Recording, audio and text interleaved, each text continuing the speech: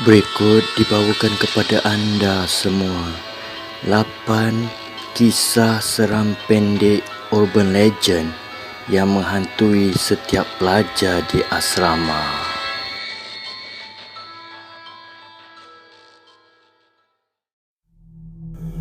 Kisah yang pertama, dah ingat ke dah tahu? Kisah ini berlaku pada sebuah sekolah berasrama penuh di kawasan pantai timur. Ceritanya macam ni. Kat asrama perempuan adalah seorang budak perempuan ni yang rajin sangat study sampai memalam buta kat bilik break dia. Suatu malam dia tak sedar yang dia tu sebenarnya dah tinggal sorang-sorang kat bilik study tu. Dia pun study lah dengan khusyuknya. Sampai satu pot dia tak faham. Nak tanyalah kat member dia yang kat sebelah tu. Member dia tak sedar benda tu bukan member dia pun, bukan orang pun. Masa dia nak tanya tu, matanya pun terpandang kat bawah meja budak ni. Dia perasan member dia tu tak ada kaki. Lepas tu dia kata, tak apalah, dah ingatlah macam mana nak buat. Lebih kurang macam tu lah dia cakap kat member dia tu, sambil berkira-kira nak belah cepat-cepat. Yang mencuatkan bila si member dia tu pula tiba-tiba tanya, dah ingat ke dah tahu? Maksudnya dah tahu ke yang dia tu hantu? Budak ni pun terus berlari laju balik dom dia. Bila cerita kat sini, ada yang cerita dulu ada seorang budak perempuan ni mati bunuh diri sebab tension belajar masa nak ambil SPM. Mungkin itulah hantu dia yang still study tak habis-habis. Lepas tu budak ni pun dah tak study sampai lewat malam lagi. Takut siut. Korang percaya tak? Kalau korang tak percaya, lantak korang lah. Kisah yang kedua, mati terkunci dalam loka.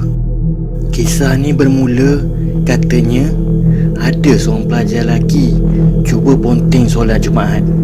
Cara dia nak bersembunyi dalam loka supaya tak dapat dikesan oleh warden. Masa sepanjang tempoh dia bersembunyi tu, dia pun tertidur. Sedar-sedar je dah petang. Bila bangun je, dia cuba keluar, tapi terkunci pula daripada luar. Maybe kawan-kawan dia lah kot yang kunci, sebab tak tahu pun dia tu ada kat dalam tu. Yang dia tu pula satu, apa salah pergi kunci dalam loka? Kuncilah dalam karaoke box ke, dalam spa ke. Ni kunci pula dalam loka. Baik dia kunci dalam Temilo. Dia pun apa lagi, dia pun cuak lah. Dia cuba panggil kawan-kawan dia, tapi malangnya seorang pun tak ada. Sebab hari tu hari terakhir persekolahan. Semuanya kawan-kawan dia, semua pelajar, semua dah balik kampung. Akibat lemas sebab suhu panas dan kurang udara, akhirnya pelajar tu pun mati di situ. Akibat dari kejadian tu katanya, sesiapa yang tidur atas katil arwah akan nampak kelibat pelajar lelaki sedang tidur di sebelah dia. Ditambah seram lagi, setiap tengah malam Jumaat akan ada dengar bunyi loka yang diketuk dari dalam. Bunyi macam ni lebih kurang.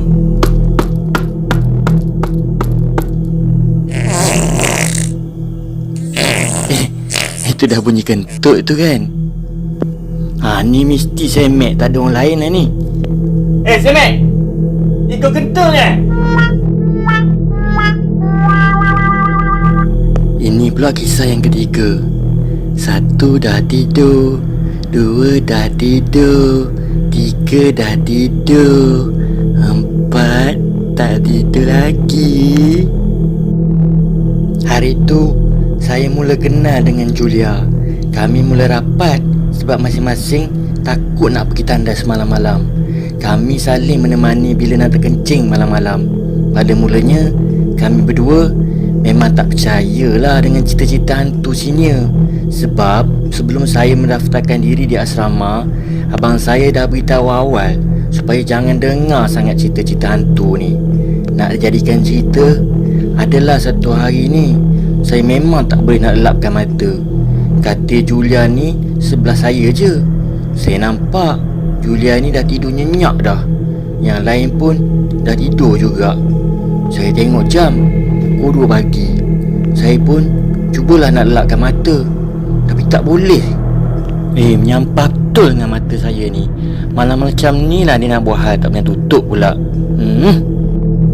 Sedang saya berguling ke kiri, ke kanan, cuba nak lelapkan mata, saya tiba-tiba terdengar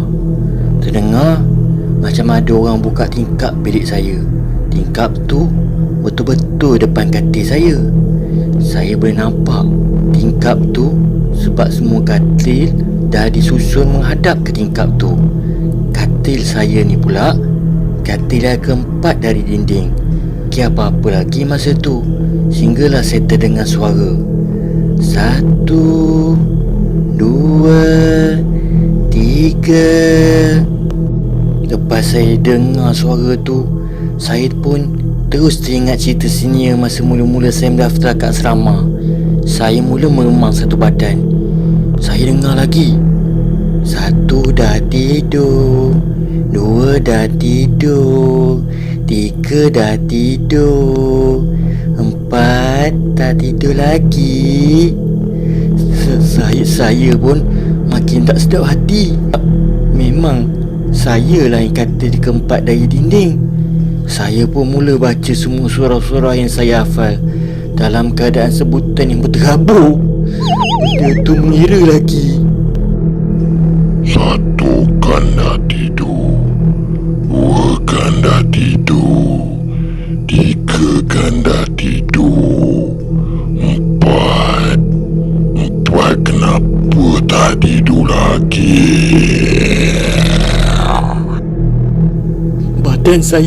Badan saya memang dah penggigil dah masa tu.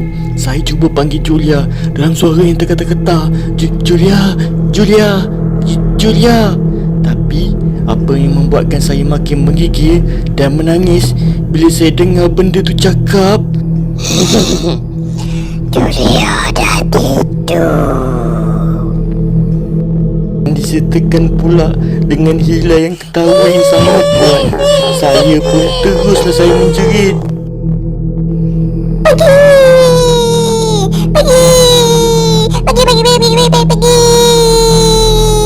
Jerit apa macam tu? Bukan jerit, tu dah suara Tarzan macam tu. Banyak kali juga saya jerit sampai semua pelajar dalam bilik saya terbangun. Saya langsung tak berani nak pandang benda tu. Tapi ada juga versi lain yang mengatakan benda tu sebenarnya merupakan seorang nenek kebayan yang suka duduk di atas loker sambil menggoyang-goyangkan kakinya. Kisah yang keempat, rumit jelmaan jin. Tak tahulah pula sama ada ianya benar atau tidak. Kisah ni diceritakan oleh seorang cikgu matrik. Cerita ni berlaku di kolej perempuan. Ada seorang budak tinggal dengan rumitnya. Kehidupan mereka seperti biasa, tanpa ada sebarang syak sangka dan sebarang kejadian-kejadian yang pelik. Tapi pada mula-mulanya lah, sehinggalah pada suatu hari tu, apabila budak tersebut balik ke bilik, semasa dia nak tidur, dia minta rumit dia tu tutup suis lampu.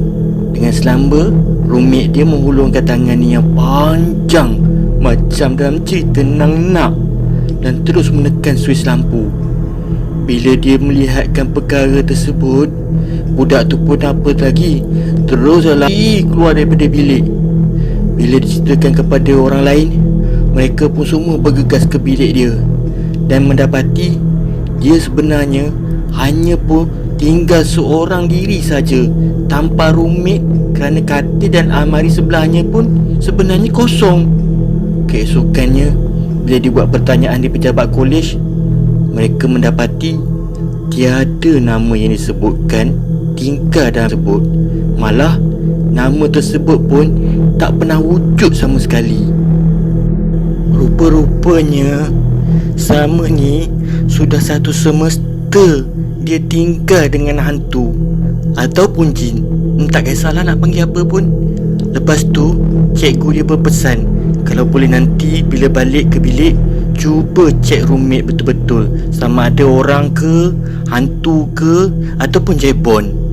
Setelah dicek, dia dapati peristiwa ini tak berulang pun lagi kerana kebanyakan roommate adalah benar-benar manusia.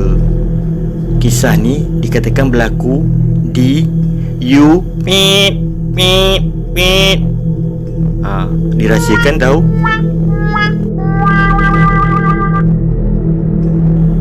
Okey, macam mana? Menyeramkan tak? Korang nak lagi tak?